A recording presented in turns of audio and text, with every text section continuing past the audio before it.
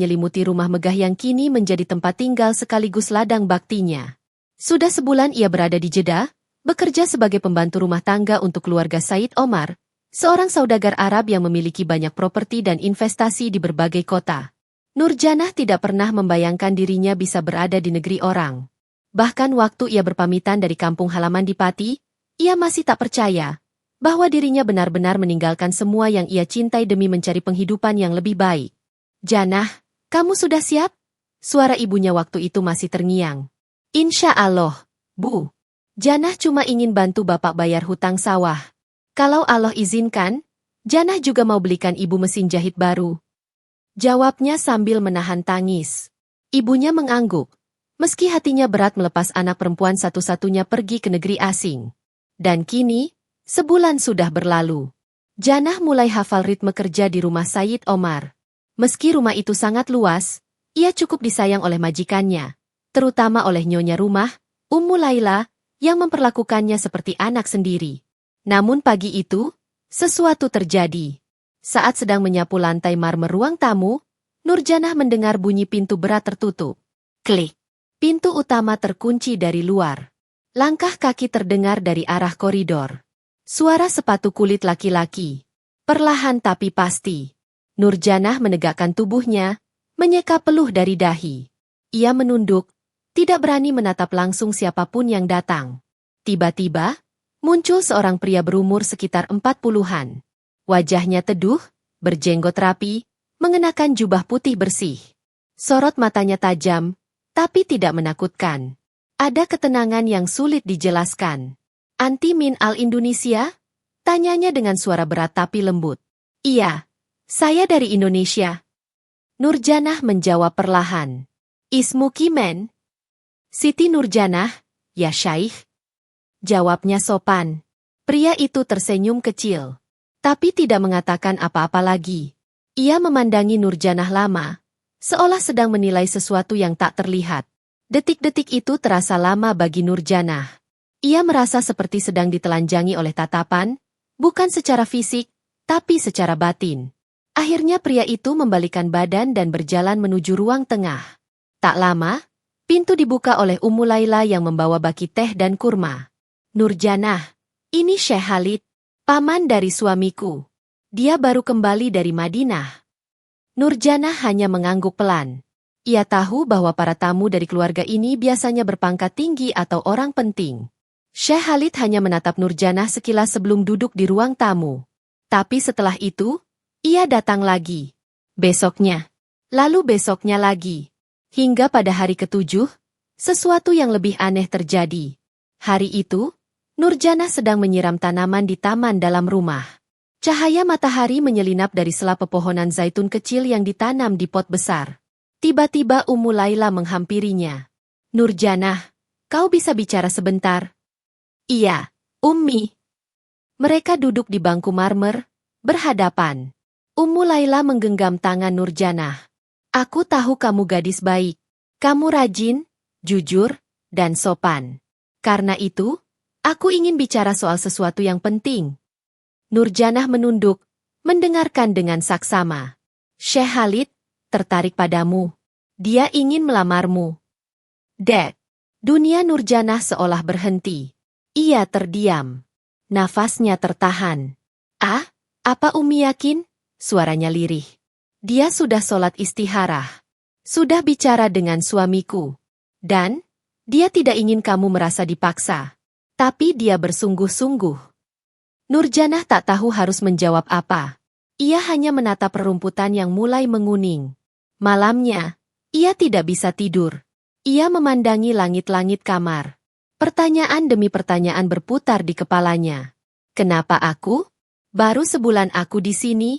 Apa maksud Allah dengan semua ini? Apa aku pantas? Keesokan harinya, Syekh Khalid datang sendiri.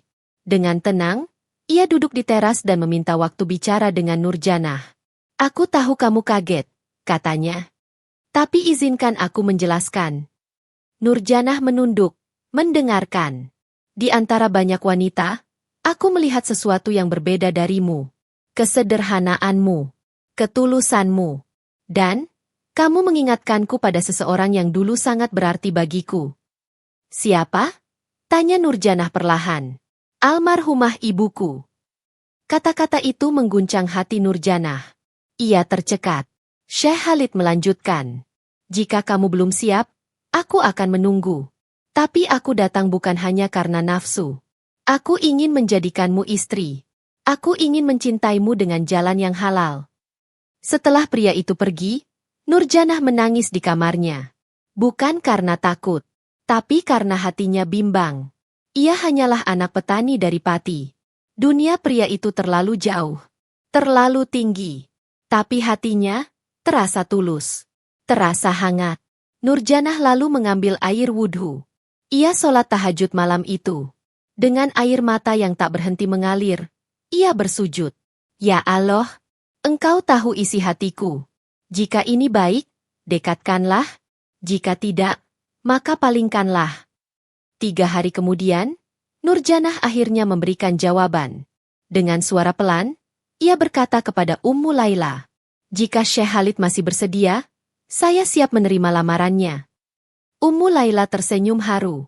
Tapi belum ada yang tahu bahwa alasan Nurjanah menerima pinangan itu bukan karena harta, bukan karena status, tapi karena sesuatu yang jauh lebih dalam, alasan yang akan membuat siapapun yang mendengarnya terdiam dalam haru. Setelah mengucapkan keputusan itu, Nurjanah merasa dadanya sedikit lebih ringan, namun pikirannya masih berkecamuk. Ia tidak tahu harus merespon seperti apa perhatian dan harapan besar yang kini tertumpu di pundaknya. Ia bukan wanita hebat, bukan pula orang yang pandai berkata-kata.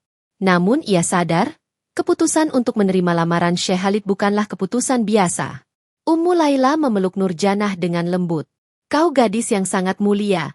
Nurjanah, kau tak akan menyesal. Syekh Khalid bukan hanya kaya, tapi juga penuh kasih sayang, dan sangat menjaga kehormatan wanita. Tapi kabar itu tak berhenti di situ. Keluarga Said Omar mempersiapkan pertemuan resmi antara Nurjanah dan keluarga besar Syekh Khalid. Mereka ingin semuanya dilakukan sesuai adab dan syariat. Bahkan mereka menyuruh seorang ustadz untuk mendampingi Nurjanah dalam proses ini, agar tidak ada tekanan dan semua berlangsung atas dasar ridho dan keikhlasan. Namun benak Nurjanah justru makin gaduh.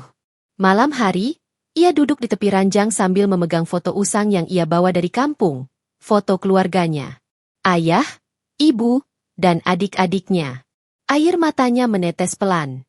Pak, Bu, Janah di sini nggak cuma cari uang, tapi Janah ingin hidup Janah berarti. Janah ingin bantu kalian lebih dari sekadar kirim uang. Tapi apakah ini jalan yang benar? Hatinya terus dihantui pertanyaan. Apakah menerima lamaran dari lelaki terpandang dan jauh lebih tua ini pilihan yang bijak? Hari pertemuan pun tiba. Nurjanah mengenakan abaya putih lembut yang diberikan Ummu Laila. Rambutnya disanggul rapi. Wajahnya tanpa riasan berlebihan. Ia tampak anggun dalam kesederhanaannya. Syekh Khalid duduk di ruang tamu besar bersama 2 saudaranya dan seorang syekh yang menjadi penasihat keluarga. Mereka semua duduk tenang, dengan kitab-kitab kecil terbuka di depan mereka, menunjukkan betapa seriusnya acara itu. Ketika Nurjanah masuk dan duduk di sisi yang terpisah, semua mata tertuju padanya. Tapi tidak ada satupun yang bernada merendahkan. Justru pandangan mereka penuh hormat. Syekh Khalid bicara pelan tapi mantap. Suaranya seperti embun yang menetes dari langit fajar. Siti Nurjanah, jika engkau ridho, izinkan aku menjadikanmu pendamping hidupku. Aku tidak mencari wanita sempurna. Aku hanya ingin istri yang bisa mendampingi dalam ketenangan, dalam ibadah, dan dalam kehidupan yang Allah ridhai. Nurjanah menunduk. Air matanya mengambang di pelupuk mata. Saya menerima, dengan segala keterbatasan saya. Jawabnya pelan. Ustadz yang mendampingi mereka mengangguk dengan senyum syukur. Doa-doa pun mengalun, melangitkan harap, bahwa pernikahan ini bukan karena dunia, melainkan karena akhirat yang dicari. Keesokan harinya, majikan lama Nurjanah, Said Omar dan istrinya, memeluknya dengan tangis haru. Kami tahu ini cepat, tapi kami yakin ini dari Allah. Kamu bukan pembantu kami, kamu sudah seperti keluarga sejak hari pertama. Nurjanah memeluk Ummu Laila erat. Suasana haru menyelimuti rumah megah itu. Bahkan beberapa pegawai lain ikut meneteskan air mata saat melepasnya. Mereka tahu, Nurjanah bukan wanita biasa. Ia gadis desa yang membawa cahaya lembut dalam langkahnya. Hari akad tiba. Dengan wali dari pihak keluarga Syekh Khalid yang diizinkan secara syariat, dan saksi-saksi dari ulama terdekat, janji suci itu terucap. Ana kabiltu zawajah Siti Nurjanah, bimahrin mi'atai alfi riyal Saudi. Saya terima nikahnya Siti Nurjanah binti Muhammad, dengan mas kawin 200.000 rial dibayar tunai. Air mata Nurjanah tumpah di pipinya. Ia menggigit bibirnya agar tidak terisak terlalu keras. Semua terasa seperti mimpi. 3 hari setelah pernikahan itu, Nurjanah dan Syekh Khalid duduk di balkon rumah villa pribadi mereka di daerah pinggiran Jeddah yang sejuk. Angin gurun berembus perlahan. Syekh Khalid menatap Nurjanah yang sedang memandang langit jingga di ujung senja. Terima kasih sudah menerima aku, kata Syekh Khalid pelan. Yang seharusnya berterima kasih itu saya, jawab Nurjanah. Boleh aku tahu? Tanya Syekh Khalid, menatap wajah istrinya. Kenapa akhirnya kamu menerima pinanganku? Aku tahu itu pasti sulit bagimu. Nurjanah tersenyum. Ia menunduk sebentar, lalu menatap wajah suaminya. Awalnya, saya takut, ya Syaikh. Saya merasa terlalu kecil untuk dunia sebesar ini. Saya pikir, saya tidak pantas. Tapi malam itu saya ingat wajah bapak saya. Wajah ibu saya yang sudah tua. Mereka hidup pas-pasan. Makan kadang hanya pakai garam, tidur hanya di lantai papan. Napas Nurjanah bergetar. Saya ingin mereka tinggal di rumah yang layak. Saya ingin adik saya bisa sekolah sampai sarjana. Saya ingin ibu saya tidak lagi menjahit sampai tengah malam hanya untuk beli beras. Matanya mulai berkaca-kaca. Saya tidak menerima karena uangmu.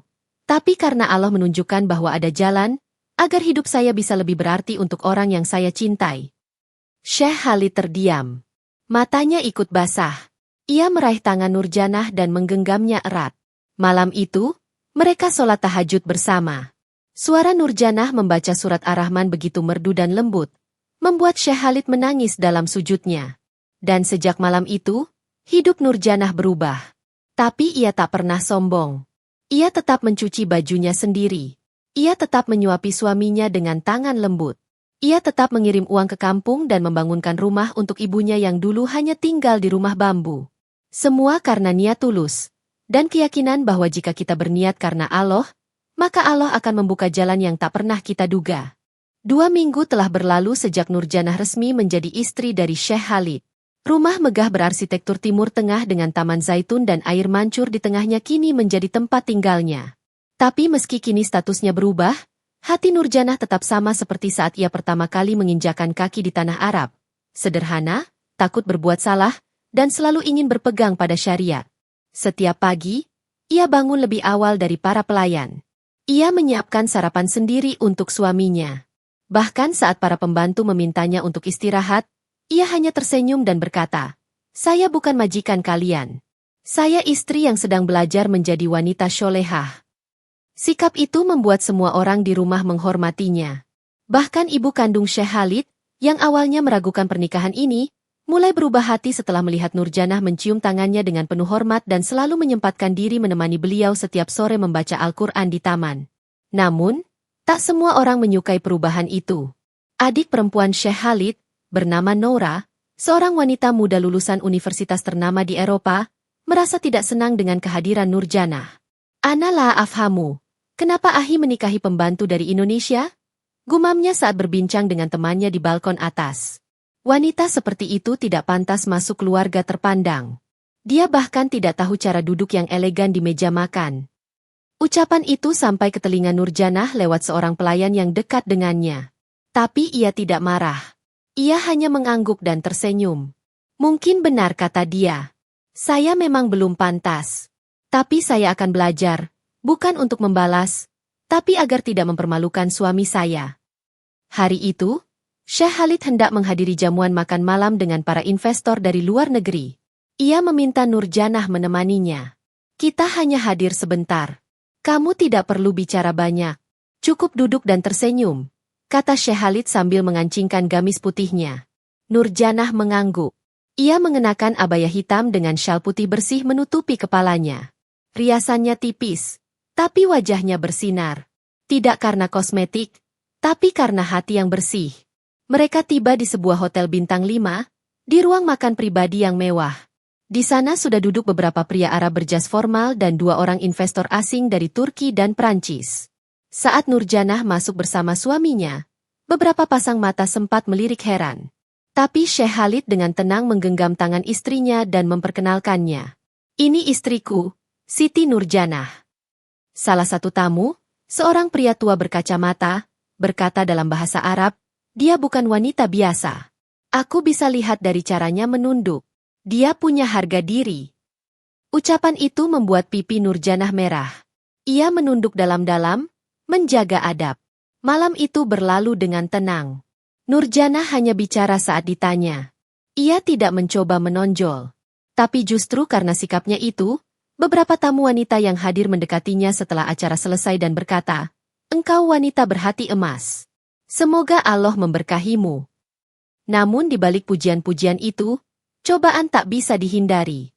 Beberapa hari kemudian, Noura, adik Syekh Khalid, datang ke rumah dengan wajah cemberut. Ia baru saja pulang dari perjalanan luar negeri. Tanpa menyapa, ia langsung menuju kamar ibunya dan terdengar membicarakan sesuatu dengan nada tinggi. "Aku tidak akan akrab dengan perempuan dari desa itu," katanya lantang. "Dia merendahkan martabat keluarga ini." Nurjanah mendengar itu dari luar kamar. Tapi lagi-lagi, ia tidak marah. Ia mengetuk pintu dan masuk sambil membawa semangkuk sup hangat. "Umi, saya bawakan sup kambing kesukaan Umi. Barusan saya masak sendiri." Ibunya Syekh Khalid tersenyum lembut. "Syukron ya Bunaya." Namun Noura menatapnya sinis. "Cukup dengan senyum dan makanan, kau pikir bisa mengambil hati semua orang di rumah ini?" Nurjanah hanya tersenyum. Ia menatap Noura, lalu berkata pelan, "Saya tidak ingin mengambil hati siapa-siapa. Saya hanya ingin membahagiakan suami saya dan menjadi wanita yang Allah ridho." Noura mendesis kecil dan keluar dari kamar. Tapi kejadian itu disaksikan oleh ibu mereka, yang hanya bisa menatap Nurjanah penuh kasih.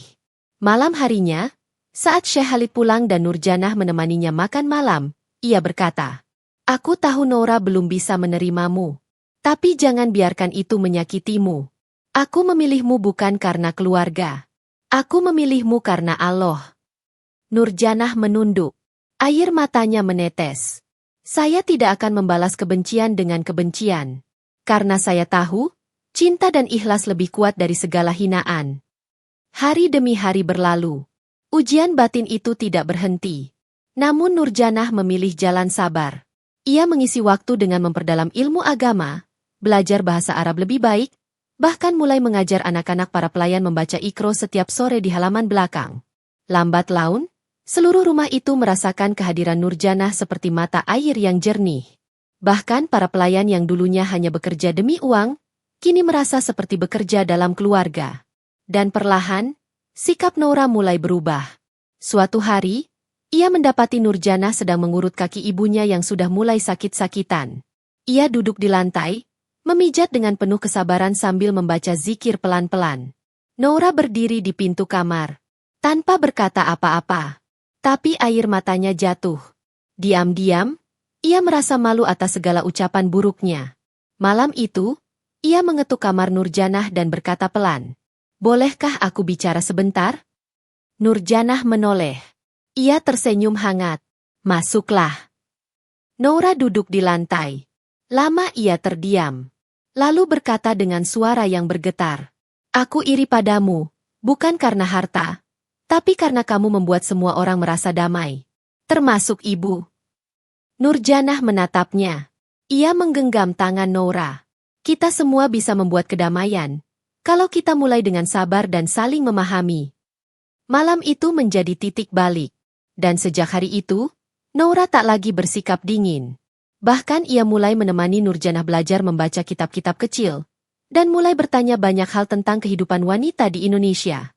Tapi tak lama setelah kedamaian itu tercipta, Allah menurunkan ujian yang lebih besar. Di saat Nurjanah merasa telah diterima seluruh keluarga, dan rumah tangganya mulai berjalan tenang, Syekh Khalid mendadak jatuh sakit. Ia batuk-batuk hebat dan mengalami sesak napas. Dokter memutuskan untuk merawatnya secara intensif di rumah sakit khusus di Riyadh. Dan disinilah ujian itu benar-benar dimulai.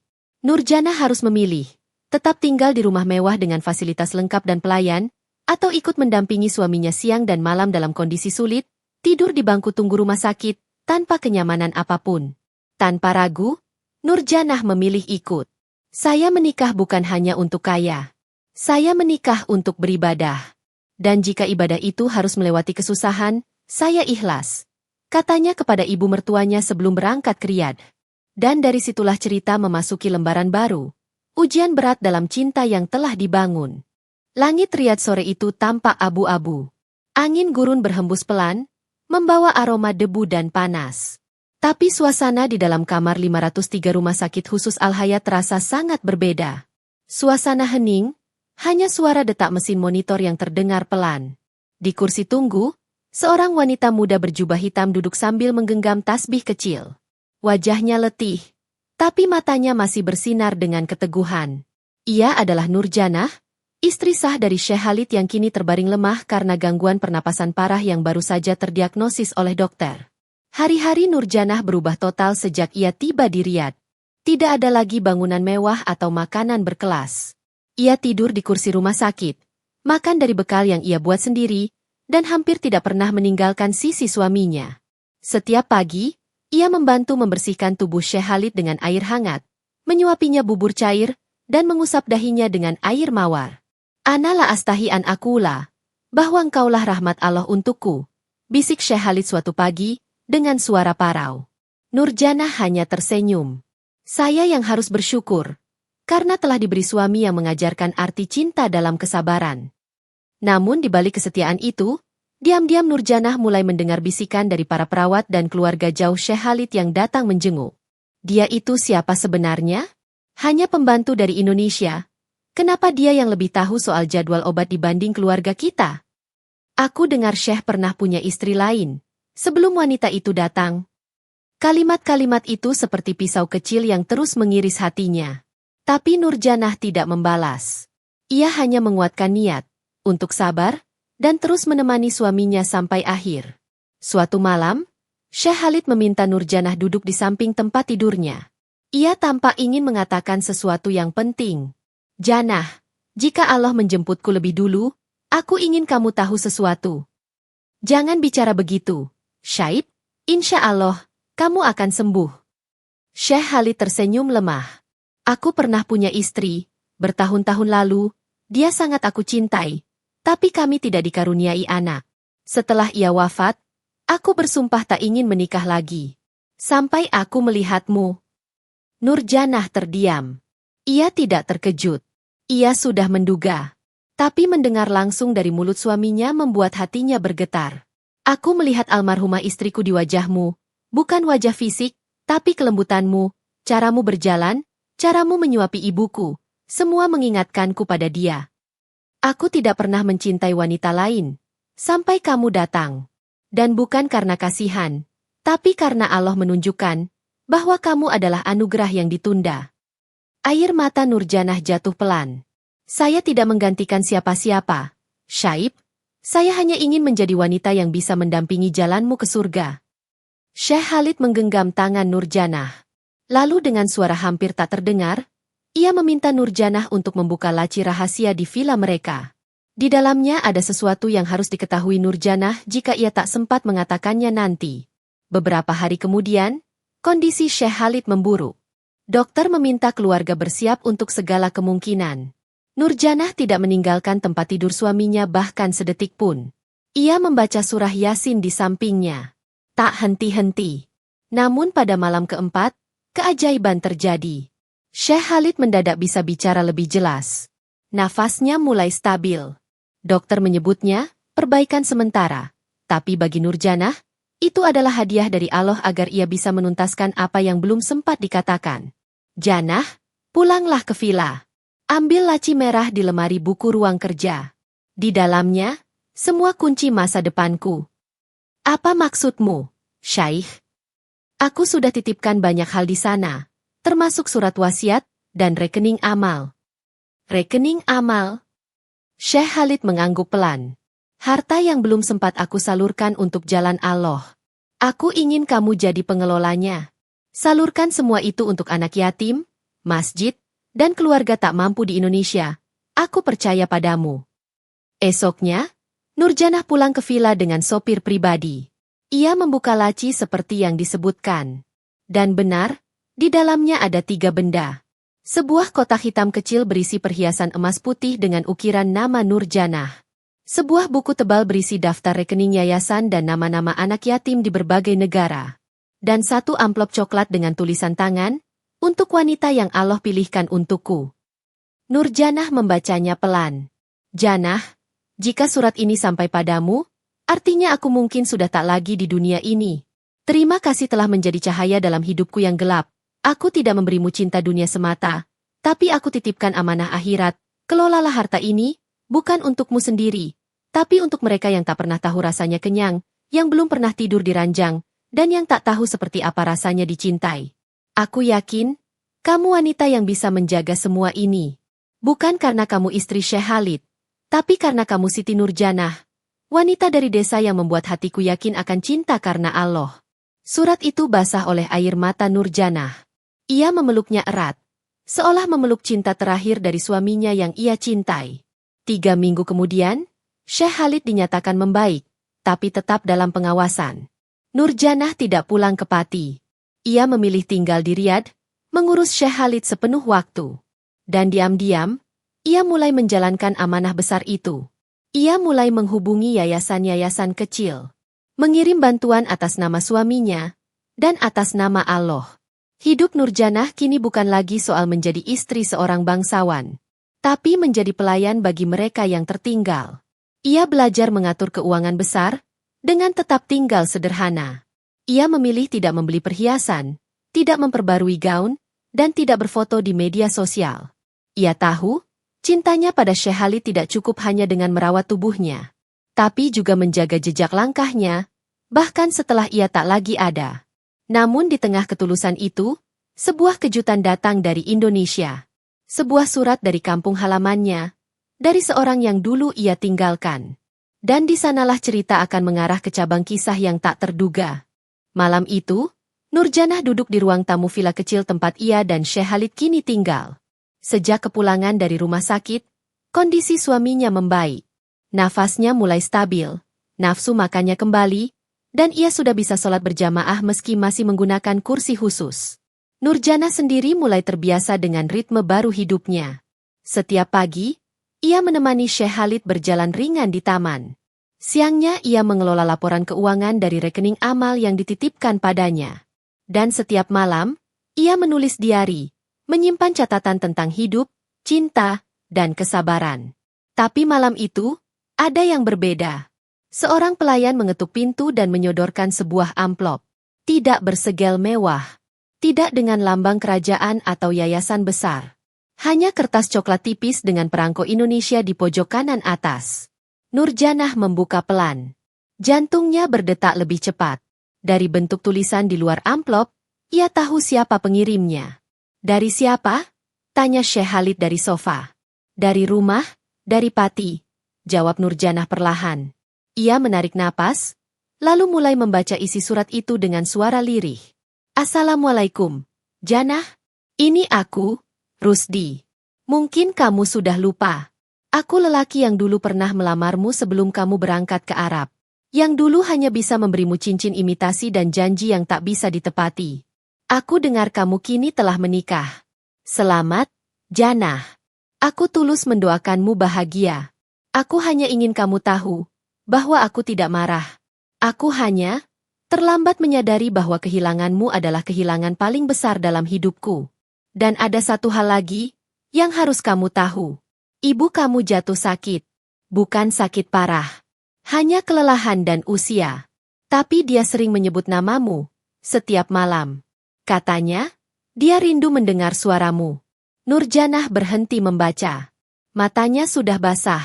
Tangannya bergetar. Syekh, saya harus pulang. Syekh Khalid mengangguk. Pulanglah, Janah. Temui ibumu. Dunia ini sementara. Tapi ibu tak tergantikan. Pagi itu juga, Nurjanah mengemas barang. Ia tidak membawa koper mewah, tidak membawa barang mahal.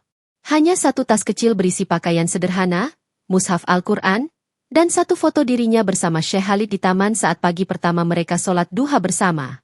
Syekh Khalid mengantar sampai bandara. Aku tidak tahu kapan Allah akan memanggilku, tapi jika aku tiada sebelum kamu kembali, maka jangan menangis. Teruskan hidupmu, teruskan amanah ini. Jangan bicara begitu, Syaib, saya akan kembali segera. Dan saya tidak ingin kehilanganmu. Syekh Khalid tersenyum. Semua milik Allah, Janah. Termasuk cinta ini. Perjalanan ke Indonesia terasa panjang dan menguras emosi. Selama belasan jam di pesawat, Nurjanah hanya memandangi jendela, mengulang doa untuk keselamatan ibunya, dan menahan gejolak perasaan yang mulai berkecamuk. Setibanya di Bandara Soekarno-Hatta, ia langsung melanjutkan perjalanan ke Pati menggunakan mobil sewaan. Jalanan yang dulu biasa ia lewati kini terasa asing. Warung-warung sederhana, sawah yang menguning, dan anak-anak kecil berlari di jalan setapak. Semua membawa kenangan masa lalu yang ia kira telah tertutup rapat. Di depan rumahnya yang reyot, Nurjanah turun perlahan. Ia mengangkat satu koper kecil. Dari dalam rumah, suara batuk kecil terdengar. "Ibu," panggilnya lirih. Pintu terbuka. Seorang wanita tua dengan tubuh bungkuk dan mata sayu berdiri di ambang. Saat melihat wajah Nurjanah, ia terdiam. Lalu menangis sejadi-jadinya. "Janah, Janah, ini kamu, nak?" "Iya bu, Janah pulang." Mereka berpelukan lama. Isak tangis memecah pagi yang masih basah oleh embun. 3 hari Nurjanah tinggal di kampung. Ia merawat ibunya, memasakkan sayur lodeh kesukaan, mengelap lantai, bahkan mencuci pakaian dengan tangan sendiri. Warga sekitar berbisik-bisik. Bukannya dia sekarang jadi istri orang kaya di Arab? Kenapa malah tidur di rumah bambu, pakai tikar? Tapi Nurjanah tak peduli. Baginya, rumah ini adalah tempat di mana ia tumbuh. Tempat ia pertama belajar sabar dan mencintai. Dan ibunya adalah alasan ia pernah berani melangkah jauh. Namun sore itu, sesuatu yang tidak ia duga terjadi. Rusdi, lelaki dari masa lalu, datang. Ia membawa 2 bungkus makanan dan segelas teh dalam termos plastik. "Aku tahu ini salah, tapi aku cuma ingin mengucapkan maaf secara langsung," katanya lirih. Nurjanah mempersilakan Rusdi duduk di bel-bel bambu depan rumah. "Kamu tidak salah, Rusdi. Kita semua pernah terlambat dalam memilih dan memutuskan. Dan mungkin Allah memang tidak menakdirkan kita untuk bersama. Aku dulu ingin bahagiakan kamu, Janah, tapi aku tahu, aku bukan lelaki yang cukup berani. Sekarang aku sudah bahagia, dan kamu juga harus bahagia, Rusdi." Percakapan itu menutup luka lama. Tidak dengan dendam, tapi dengan keikhlasan.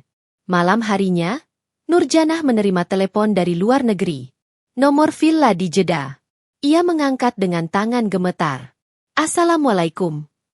Suara di seberang bukan suara suaminya, tapi suara pelayan rumah yang biasa menjaga Syekh Khalid saat Nurjanah tidak ada. Janah, maafkan kami, tapi Syekh sudah tiada, tadi sore, setelah asyar." Nurjanah tak mampu bicara. Suara di seberang terdengar sayup. Dunia seakan berhenti sejenak. Ia terjatuh di lantai, memeluk lututnya. Air matanya mengalir tanpa suara. Tapi tidak ada histeria. Tidak ada jeritan. Hanya diam. Dan zikir yang mengalir dari hati terdalam. Innalillahi wa inna ilaihi roji'un. Ia tahu, ia sudah dipersiapkan Allah untuk momen ini. Dan ia tahu, cinta mereka tidak berhenti di dunia. Ia menatap langit kampung yang gelap. Lalu berkata dalam hati, "Aku akan jaga semua yang kamu titipkan, Syaib. Aku akan lanjutkan semuanya." Dan sejak malam itu, Nurjanah tidak pernah kembali ke Arab. Tapi ia membangun rumah yatim di kampungnya. Mengelola amal yang diwariskan suaminya. Dan hidup sederhana, seperti dulu. Karena ia percaya, cinta sejati bukan tentang tinggal di istana, tapi tentang siapa yang sanggup membersamai, sampai akhir usia. 3 bulan telah berlalu sejak kabar duka itu datang dari Jeddah. Sejak malam Nurjanah mendengar suara pelayan yang memberitahu wafatnya Syekh Khalid, ia belum sekalipun menginjakan kaki kembali ke tanah Arab. Bahkan saat keluarga besar Syekh mengirimkan tiket kelas 1 dan permintaan resmi agar Nurjanah datang untuk menghadiri tahlilan khusus di makam keluarga, Nurjanah menjawab dengan surat sederhana. Saya hanya ingin mengenang beliau dari tempat pertama saya lahir dan pertama kali saya belajar bersyukur. Kehidupan barunya kini benar-benar dimulai. Bukan sebagai istri seorang syekh kaya raya, tapi sebagai wanita desa yang mengemban amanah akhirat dengan langkah yang sangat sederhana. Setelah ibunya perlahan membaik, Nurjanah mulai bergerak. Ia membuka satu kamar kecil di belakang rumah untuk dijadikan ruang baca anak-anak kampung. Ia menyusun rak-rak dari kayu bekas, mengisi dengan buku ikro, juz, amma, dan buku-buku cerita Islam sederhana.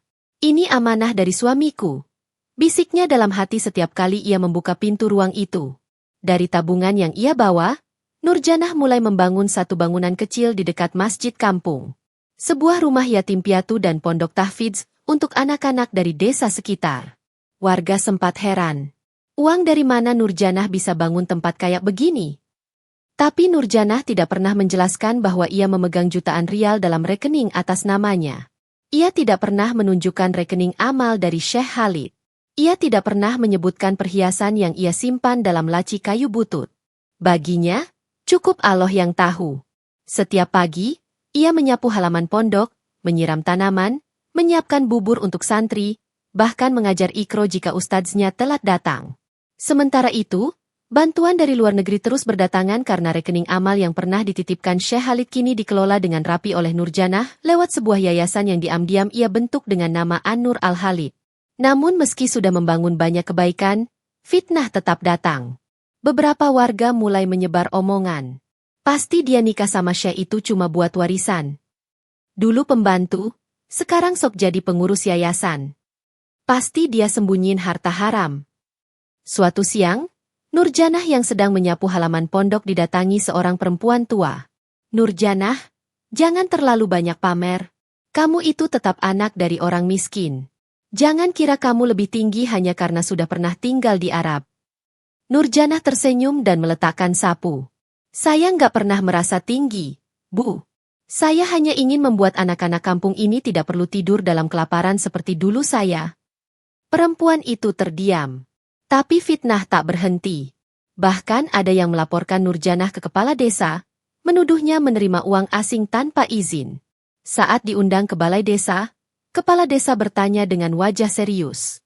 Benar kamu mengelola dana dari luar negeri tanpa surat izin resmi? Nurjanah menyerahkan sebuah map. Di dalamnya ada semua bukti legalitas, termasuk surat hibah resmi dari keluarga Syekh Khalid, serta surat dari kedutaan Arab Saudi yang menyatakan bahwa Nurjanah adalah ahli warisah dari amal suaminya. Kepala desa membaca pelan, lalu memandang Nurjanah dengan takzim. Maafkan kami, ternyata kamu lebih rapi dari yang kami sangka. Tidak apa, Pak. Saya paham, di kampung ini, perempuan yang berubah sering dianggap aneh. Namun hari yang benar-benar mengguncang Nurjanah datang pada suatu malam.